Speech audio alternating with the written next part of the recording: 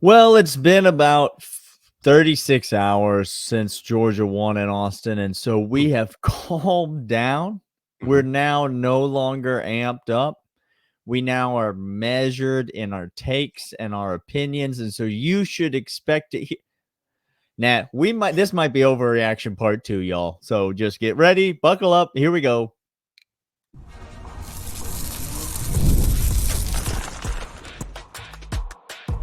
You are Locked On Bulldogs, your daily podcast on the Georgia Bulldogs. Part of the Locked On Podcast Network, your team every day. Welcome back, everybody. This is Locked On Bulldogs by Locked On Podcast Network, your team every single day. He is Daniel. I am Clint. Thank you for being an everydayer.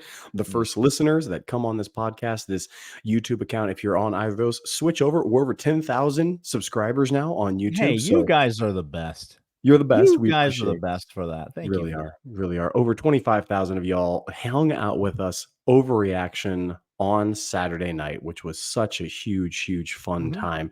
Today's episode brought to you by Game Time, gametime.co, Game Time app. Download it today. More on them in a moment. As Daniel said, we've had time to digest. We've had time to think, to process. Yep. And so naturally, when we overreact, all the feelings have come out, and what's left is emotionless thinking.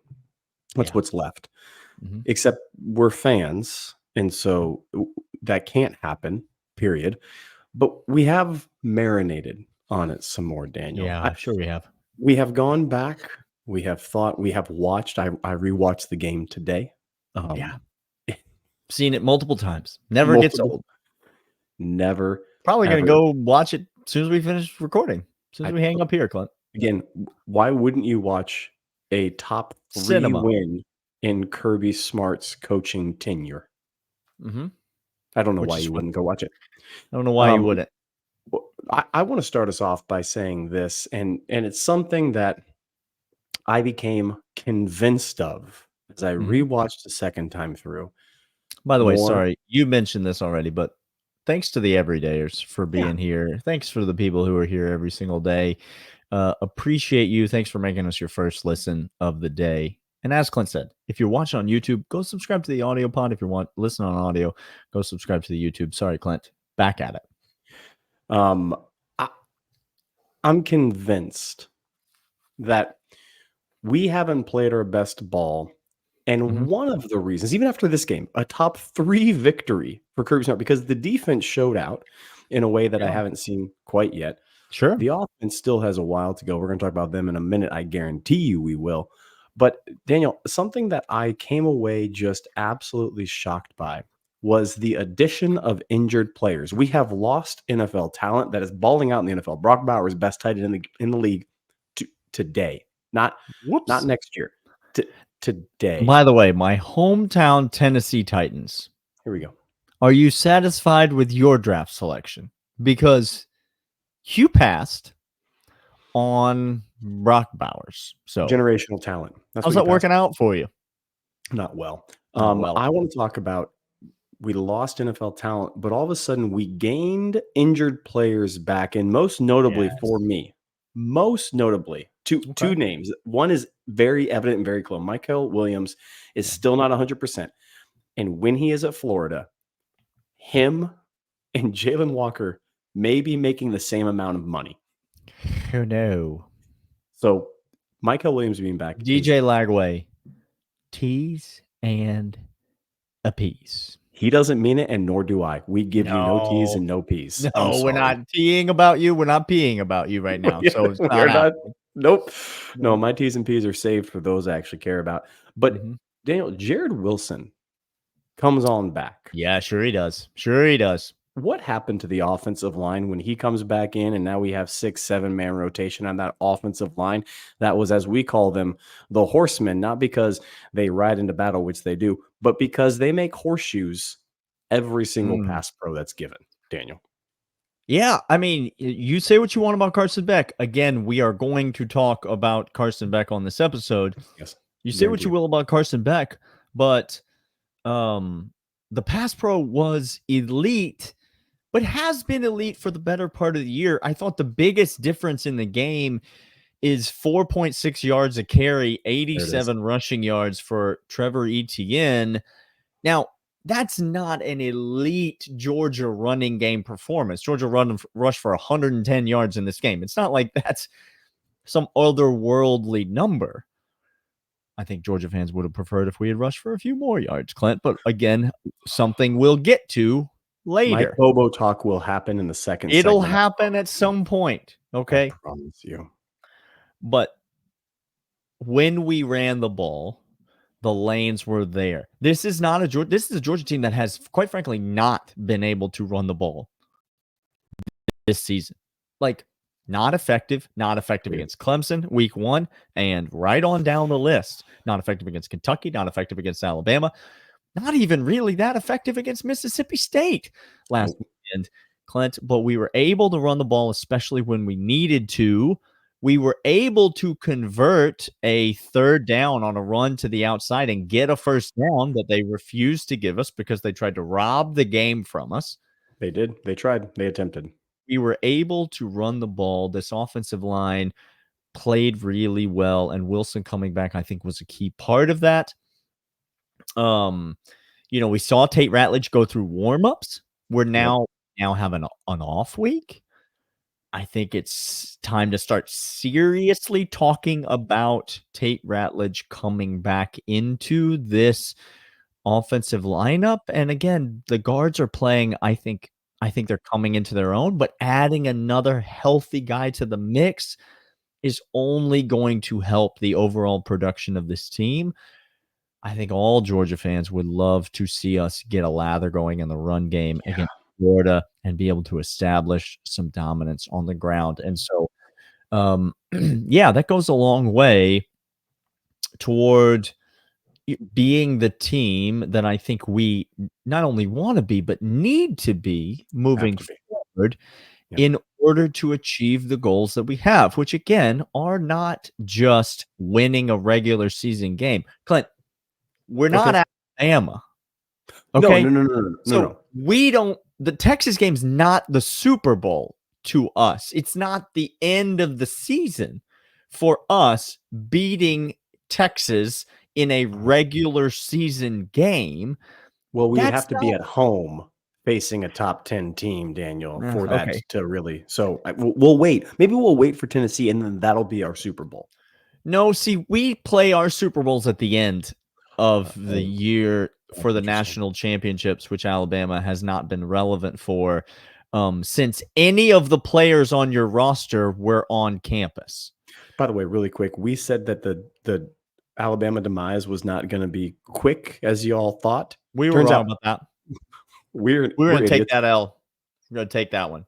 Kalen DeBoer is not, unequivocally, is not it. Guys are doing jump shots as they're trying to get in. He said, run on the field and fall down, son. Like that? If you can't, I'll push you down.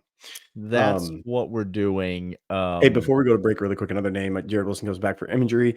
Upon further review, when I watched this game again, if you all thought that my man crush on KJ Bolden was going to decrease or stop its ascent northward, you all crazy. Because I watched this game again. KJ Bolden, lacking tackling game 1 and game 2 and game 3, lacking no tackling in this game, Daniel.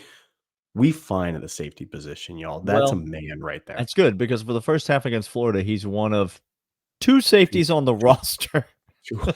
That includes Aguero at the start position. So, it's Ja'Cory Thomas time again for the first half against Florida. But, KJ Bolden absolutely, I think, coming into his own. We did not see a lot of Ellis Robinson in this game. No, we didn't. As we suspected that we might. Julian Humphreys get burned on a deep ball.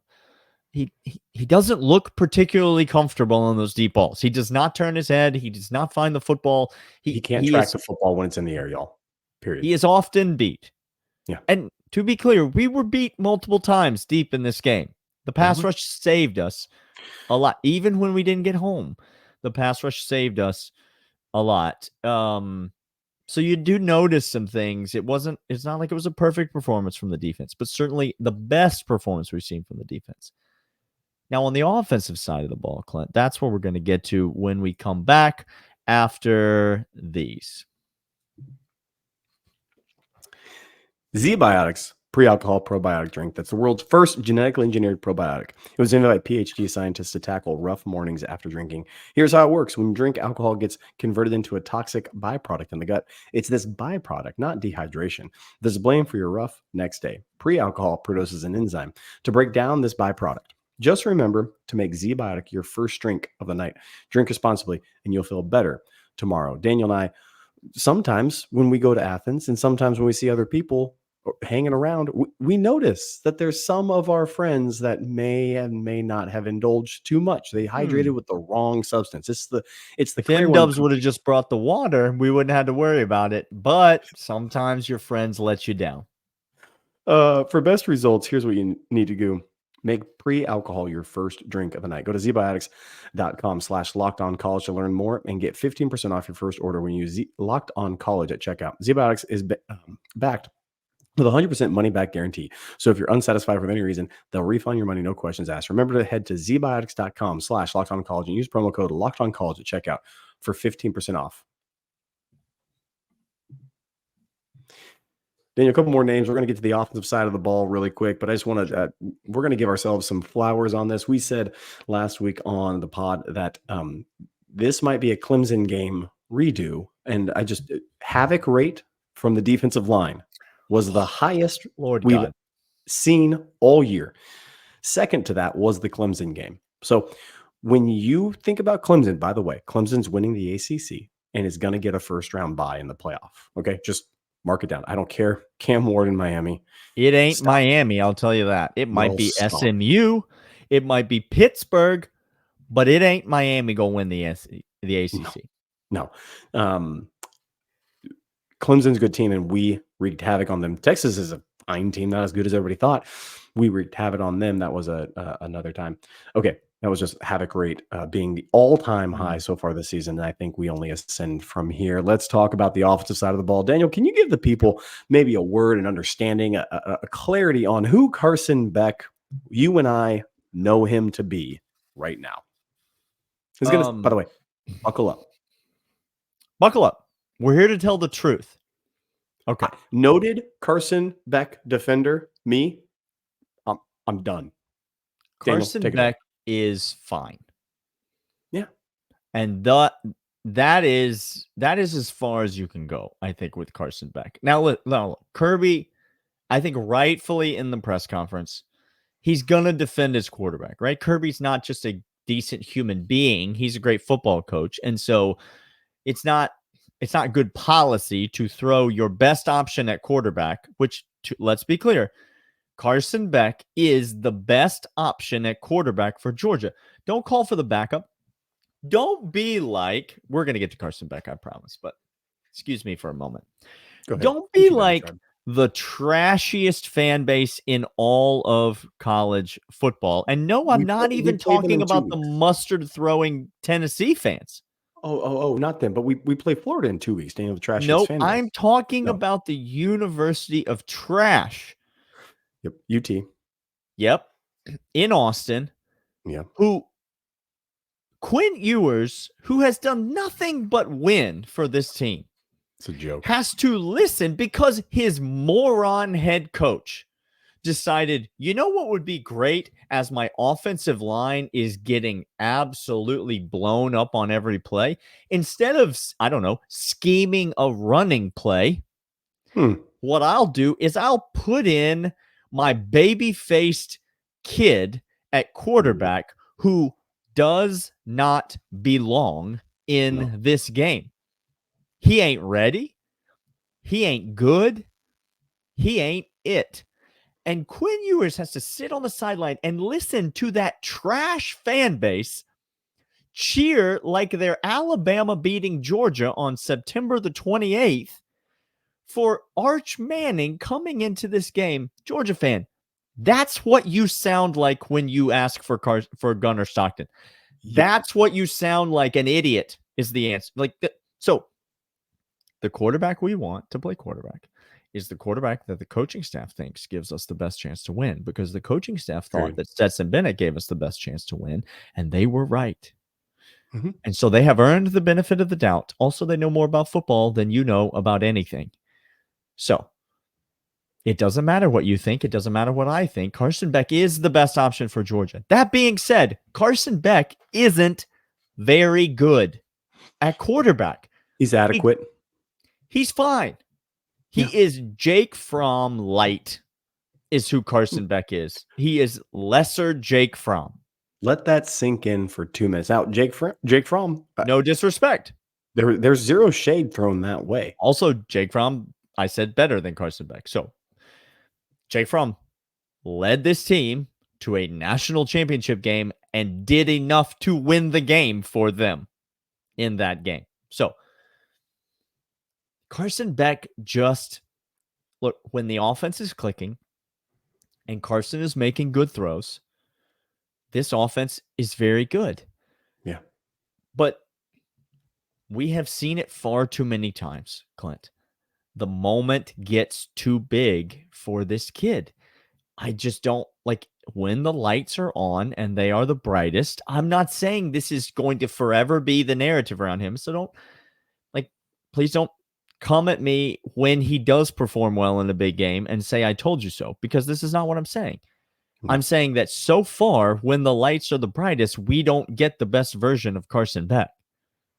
Full stop. Period. Like, I get the second half at Alabama, but the whole game at Alabama is what I'm looking at. The turnovers are getting ridiculous. And there's no one to blame except Carson Beck.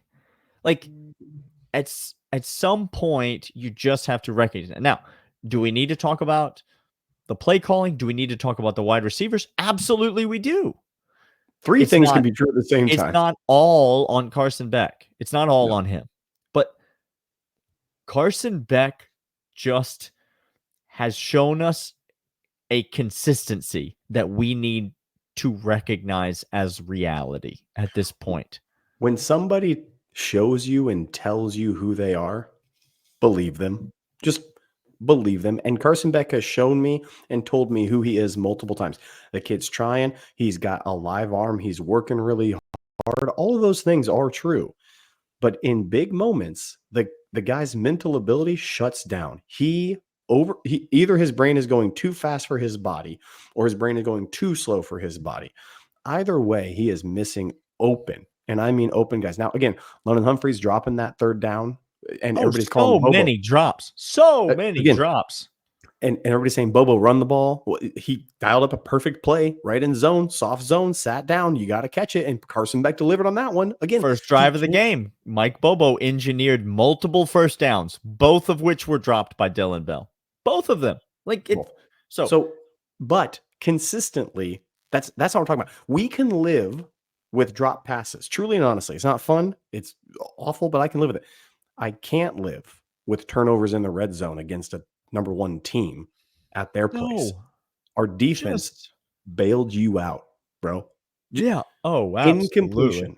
Incompletion or a sack is better than turnover. Ask Kirby Smart while Justin Fields never saw the field because he was a turnover machine early on. That's why. Carson Beck is fine. He needs to understand this. He needs to embrace his adequacy, Daniel. Yeah, and sure. Enjoy life in your car with your girl and with an adequate arm. Not an elite arm. And I don't know what you're going to do in the NFL, bro, but this team can win the national championship with Carson Beck at quarterback. They can. It cannot win with 3 turnover Carson Beck every game. Just no one you can. Gotta stop turning the ball over. Like at some point, I don't care what you think about this kid. Can we just acknowledge that we have to stop turning the ball over? Like, how in the world was Texas throw for 150 and no interception and no tud?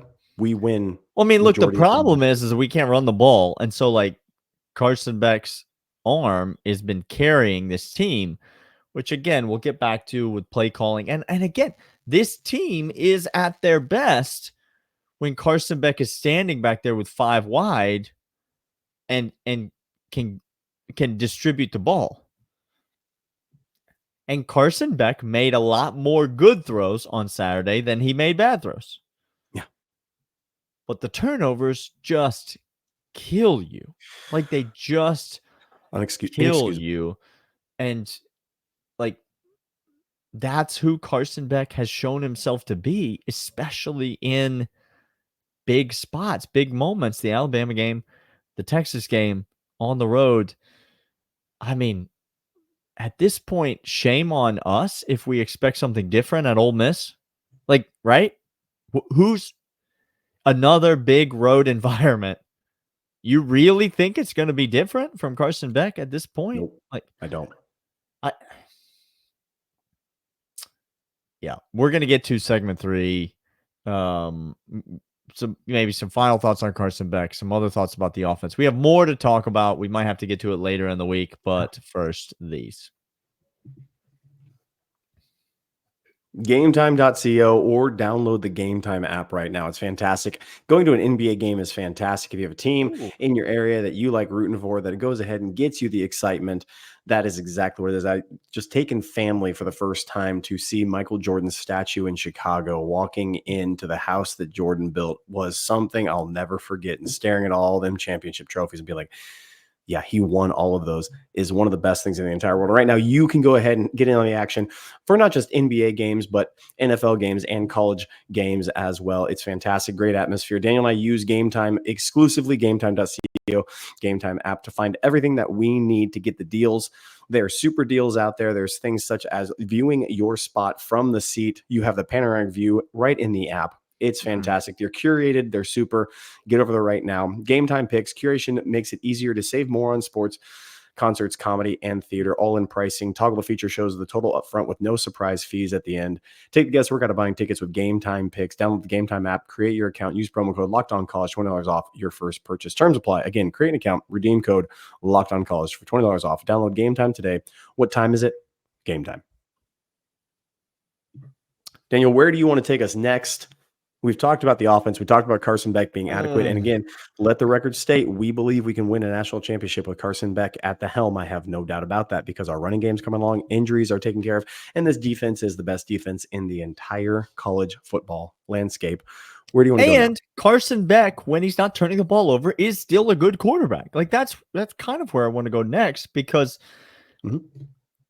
the good of Carson Beck, like, Carson Beck averages out to fine, but he only does 2 things, which is make great throws and turn the ball over. Like, seemingly, like, we're not seeing like consistent misses on the deep shots or whatever with Carson Beck. Like, we're not seeing Carson Beck be wildly inaccurate with, his throws, except for the turnovers, like the loss and lucky in the red zone play. Ridiculous, grossly inaccurate, leads to a tip ball. Of course, it gets picked. The pass interference play that everybody's talking about overshadows the fact that it was maybe the worst throw that I've seen a quarterback make this year in college football. It's the worst throw that any quarterback under Kirby Smart has ever made. And yes, I'm remembering Jake Fromm at Auburn. Trust me, that's seared into my mind. Okay, so he has really horrifyingly bad moments, but if you're just grading a quarterback and not cheering for a team, see, this is where I think it all gets lumped together, because when the team does bad and it was a passing play and the result is not a completion, in your little brain, you think Carson Beck bad. But because it's simple, 2 things can be true at the same time, which is Carson Beck has had some really bad moments this year, but when he hits a guy dead in the hands, by the way, all of you who would just, I want no one to play except London Humphreys. Give me only London Humphreys because of the 2 plays that we've seen this year. When a ball hits you dead in the hands, you realize that this isn't Vanderbilt anymore, and you got to catch the freaking football, son. Like, Dylan Bell, what are you? The Like, most what? inconsistent wide receiver core I've ever seen. Like, who on Georgia's team has good hands, Clint?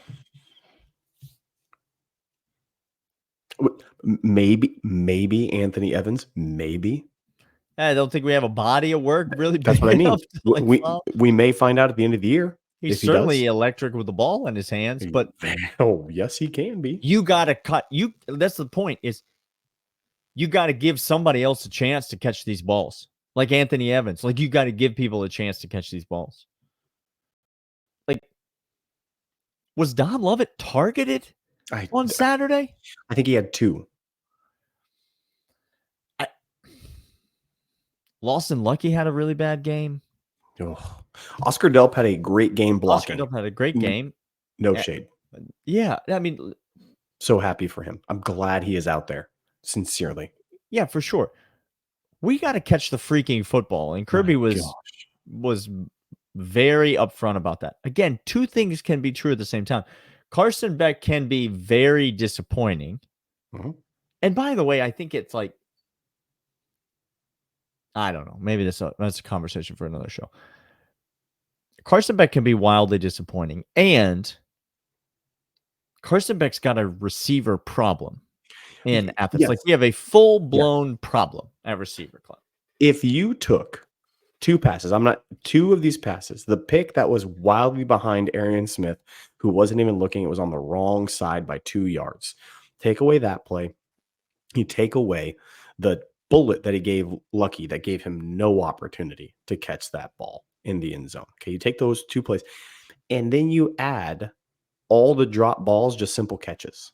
Okay, those are the only thing. We were to go back and edit, we would be talking about Georgia having a complete game. We would be talking about Georgia beating Texas by still 3, with the 4. egregious bad throw on the pass interference botched. That's what I mean. Like, still. Oh, fine. I don't care about any of that. We would be talking about Georgia having both sides of the ball locked down. That's the difference in football. The difference is wafer thin on a couple of yards here and there. And we want to go out and we want to simplify things down. It's not that simple. If you just take away all the drop passes, we're still mad at Carson Beck. We're still saying he's adequate, but we feel very good about the offense. It changes the game. It changes everything else. We're going to get to later in the week. Mike Bobo, longtime Carson Beck defender, longtime Bobo defender. If we come out in an empty set more than 2 times next game, I'm going to throw something. What are we doing, Bobo? You mean the set that we ran exclusively in this game? Like, that was the only thing it looked like we were capable of running? This seemed to me, Mike Bobo seemed to have maybe a recruit in mind that he wanted to get game film. Like, somebody dared him to go empty on more than 15 snaps in the game. He's like, bet, I'll do this. I want to show we could spread it. Like, it was the most mind-boggling thing in the world to me. I have no clue where that came from. It felt honestly like all of our pregame work, all of our due diligence said this is going to be the right thing. And then instead of watching what was actually transpiring on the field, we just said, yeah, let's go with this. Like, we already decided, like, predetermined, this is where we're going to go. All right, we got more to talk about from this game. He is Clint. I am Daniel. We are the Locked On Bulldogs podcast. Thanks so much for being with us. And we will see you guys next time. See you.